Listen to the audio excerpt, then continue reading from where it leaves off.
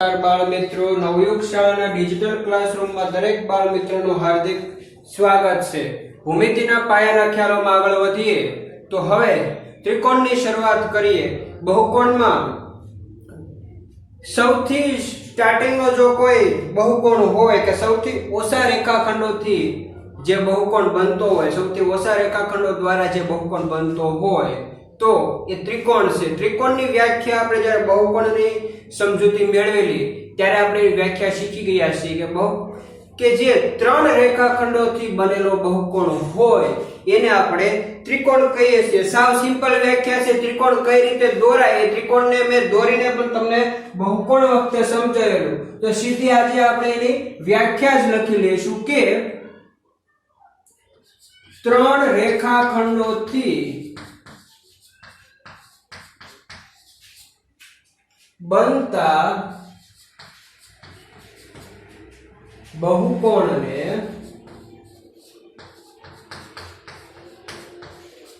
त्रण रेखाखंड थी बनता बहुकोण ने त्रिकोण कहे छे।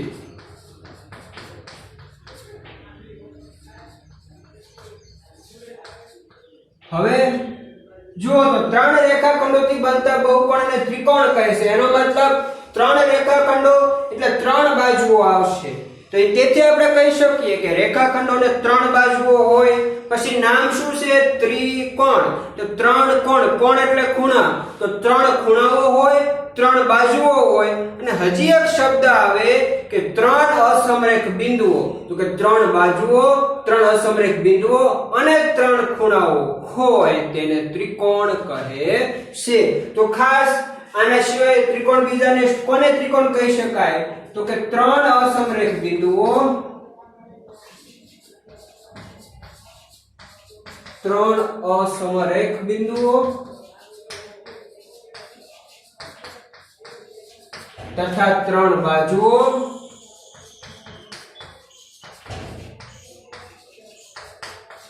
અને ત્રણ ખૂણાઓથી બનતા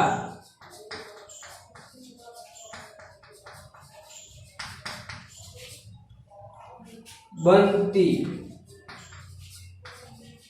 आकृति ने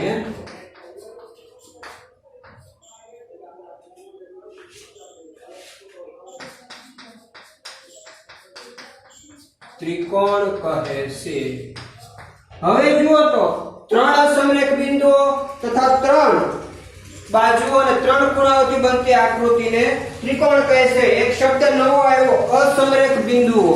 તો અસમરેખ બિંદુઓ કોને કહેવાય એના વિશેનો ખ્યાલ મેળવીએ તો સમરેખ બિંદુઓને જે રીતે આપણે ગોઠવીએ છીએ એમાં બે પ્રકાર આવે છે। એક પ્રકાર તો કે સમરેખ બિંદુઓ, સમરેખ બિંદુઓ,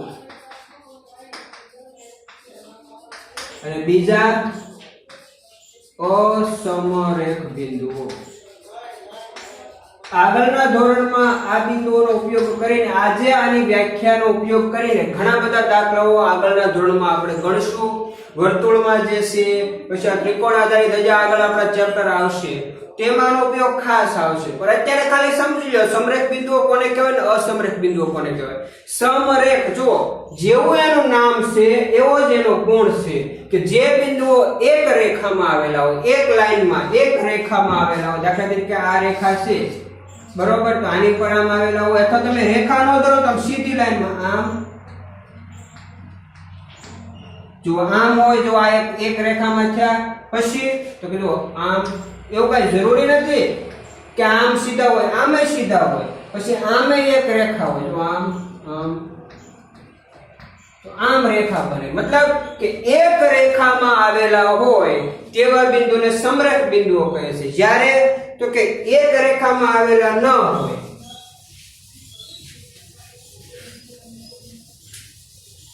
તો તેવા એક રેખામાં ન આવેલા તેવા બિંદુને શું કહેવાય? અસમરેખ બિંદુઓ કહે છે। દાખલા તરીકે એક બિંદુ અહીંયા લો, ત્રણ અસમરેખ બિંદુઓ લઈ લઈએ ત્રિકોણ દ્વારા। જો એક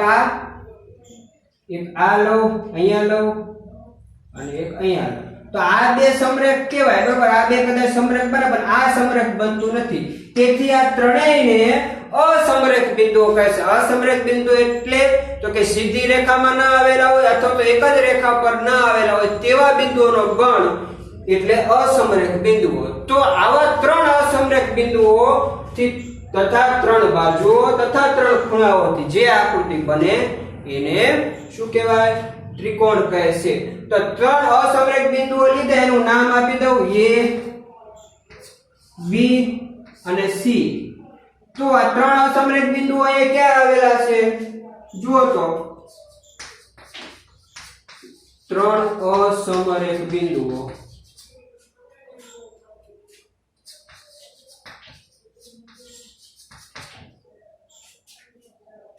તો બિંદુ A,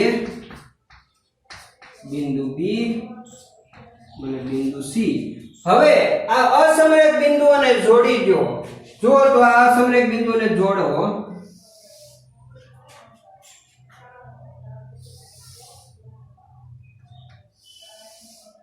તો એક આ રેખાખંડ બને. કહેતા કે રેખાખંડ એટલે બાજુ, આ ત્રણ બાજુઓ બને. કઈ કઈ બને જુઓ તો એક આ રેખાખંડ, રેખાખંડ AB, રેખાખંડ BC અને રેખાખંડ CA. તો ત્રણ રેખાખંડ અથવા તો ત્રણ બાજુઓ બને ને એવી જ રીતે આ ત્રણ બાજુઓ ભેગી થાય અને બંધ આકૃતિ બને. તો બંધ આકૃતિમાં ખૂણાઓ બને. જો એક ખૂણો, જો તો બે રેખાખંડ, બે કિરણ અને કિરણ થાય, બે કિરણ અને અહીંયા એક સામાન્ય બિંદુ, અહીંયા એક સામાન્ય બિંદુ, એ બીજો ખૂણો બને અને અહીંયા ખૂણો બનશે. તો આ જે ત્રિકોણ બન્યો એમાં ત્રણ અસમરેખ બિંદુઓ, આ ત્રણ બાજુઓ અને હવે ત્રણ ખૂણાઓના નામ લખીએ. તો ત્રણ ખૂણાઓ ક્યાં ક્યાં હોય ત્રિકોણમાં? તો તમને નામકરણ આવડે છે. સૌથી પહેલા આપણે B ખૂણો લખો. શું કરશું? ખૂણાની નિશાની કરશું. ખૂણાની નિશાની વચ્ચે B, એની આજુબાજુના બીજા બે બિંદુઓ A અને C. આ પહેલો ખૂણો. પછી C ખૂણો લખવો હોય તો ખૂણો C કરો, આજુબાજુના બે બિંદુ કરો. પછી ત્રીજો ખૂણો, ખૂણો CAB અથવા તો ખૂણો A, ખૂણો B, ખૂણો C. તો ખાસ ખ્યાલ આવી ગયો કે ત્રણ ખૂણાઓ, ત્રણ બાજુઓ અને ત્રણ અસમરેખ બિંદુઓથી જે બંધ આકૃતિ બને, જે બહુકોણ બને એને ત્રિકોણ કહે છે. તો આ જે આકૃતિ છે એને ત્રિકોણ કહે છે. મોટે ભાગે આપણા ગામના મંદિરો હોય તો મંદિરોની ધ્વજા તમારે એવા આવા આકારો જોતા હોય તો મેન એક આકાર હોય તો જો ધજા, તમારા ગામની ધજા હોય તો જો એક આ દંડો હોય ને એની ધજા આવી રીતે હોય.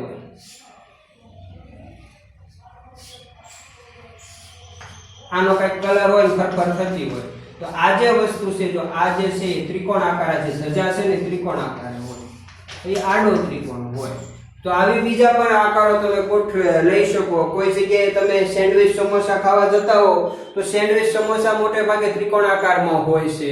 તો આવા બધા જુદા જુદા સેન્ડવિચ હોય તો એ પણ ત્રિકોણ આકાર હોય છે. બીજા અમુક જે સમોસા બીજા પ્રકારના આવે છે, ચાઇનીઝ સમોસા, એનો આકાર ઘણી જગ્યાએ તમે ખાવા રેસ્ટોરન્ટમાં જતા હો તો ત્યાં સેન્ડવિચનો આકાર અથવા સમોસાનો આકાર પણ ત્રિકોણ આકારે બનાવીને તમને આપતા હોય છે, તમે જોઈ શકો છો. તો આવી રીતે જુદા જુદા ત્રિકોણ આકારે તમે ઘણી બધી વસ્તુઓ ધ્યાન, જો તમે ધ્યાન દોરો તો તમારી ઘણી બધી વસ્તુ, કેટલી તમારી આસપાસ ઘણી એવી વસ્તુ હશે કે જેનો આકાર ત્રિકોણ જેવો હશે. હવે આગળ વધીએ તો ત્રિકોણનું નામકરણ કઈ રીતે? તો જે પણ અસમરેખ બિંદુઓ છે એને ત્રિકોણની નિશાની, તો ત્રિકોણ જેમ ખૂણાને કેવી રીતે આવી રીતે દર્શાવાય, ત્રિકોણને કઈ રીતે દર્શાવાય? તો આવી રીતે, જે રીતે આપણે ત્રિકોણ દોરીએ ને એ રીતે નાનો એવો ત્રિકોણ કરી નાખો. ત્રિકોણ અને પછી ABC અને વંચાય કઈ રીતે? ત્રિકોણ ABC. હવે જુઓ, ખાસ ખ્યાલ રાખવાનો, ત્રિકોણ ABC આમ લખ્યું અથવા તો આને જો ત્રિકોણ અહીંથી ચાલુ કરો તો ત્રિકોણ ABC, પછી અહીંથી ચાલુ કરો તો ત્રિકોણ BCA, જો અહીંથી ચાલુ કરો તો ત્રિકોણ CAB. આવી રીતે તમે લખી શકો. પણ ખાસ ધ્યાન રાખવાનું કે તમે આ જો કઈ રીતે લખી શકો. પછી લખવું હોય તો આવું નામકરણ ન આપવું હોય તો આ નામકરણ નથી આપવું તો અહીંથી ચાલુ કરો તો ત્રિકોણ BCA, પછી અથવા એમ નામકરણ નો આપવું હોય તો તમારે સી થી ચાલુ કરવું છે તો ત્રિકોણ CAB આવી રીતે પણ કઈ લખી શકો ત્રિકોણ CAB પણ તમે એમ ન લખી શકો કે ત્રિકોણ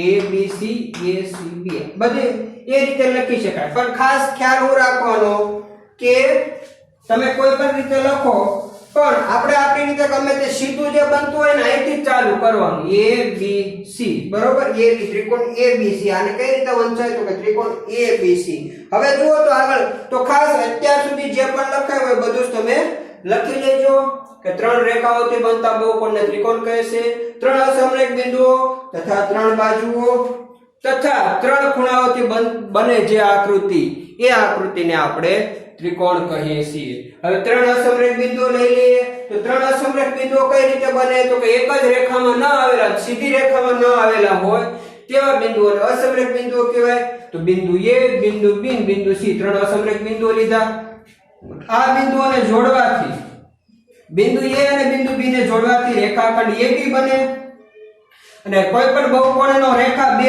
જે રેખાખંડથી બહુકોણ બનતો એ રેખાખંડોને એ બહુકોણની બાજુ કહેવાય તો આ AB એ જ બાજુ બનશે તેથી રેખાખંડ એક બાજુ AB પછી B ને C ને જોડી દો તો BC રેખાખંડ પછી રેખાખંડ C એ આ ત્રિકોણની બાજુઓ બનશે જ્યારે ખૂણાઓ આ અંદરના જે મેં તમને કર્વ દ્વારા દેખાડ્યા છે એ બધા ખૂણાઓ બનશે એનું નામકરણ તમને ખબર જ છે ત્રિકોણનું નામકરણ તો કે ત્રિકોણ ABC ત્રિકોણની નિશાની ABC બધે બધા અસમરેખ બિંદુઓ લખી નાખવાના તો ખાસ ખ્યાલ આવી ગયો કઈ રીતે આપણે નામકરણ કરીએ છીએ એ હવે આગળ વધીએ તો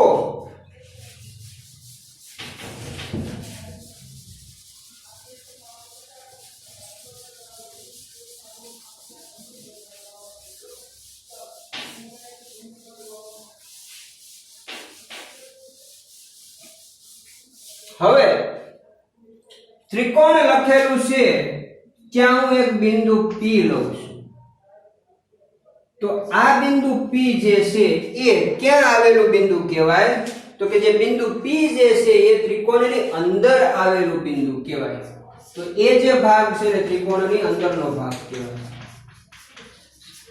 પહેલામાં જેમ આવતું તો ખૂણામાં અને બહુકોણમાં જે રીતે લેતા હતા એ જ રીતે એ લેવાનું છે ત્રિકોણની અંદરનો ભાગ તો અંદરનો ભાગ કોને કહેવાય જો તો રેખાખંડોને બાદ કરતા જે ભાગ બને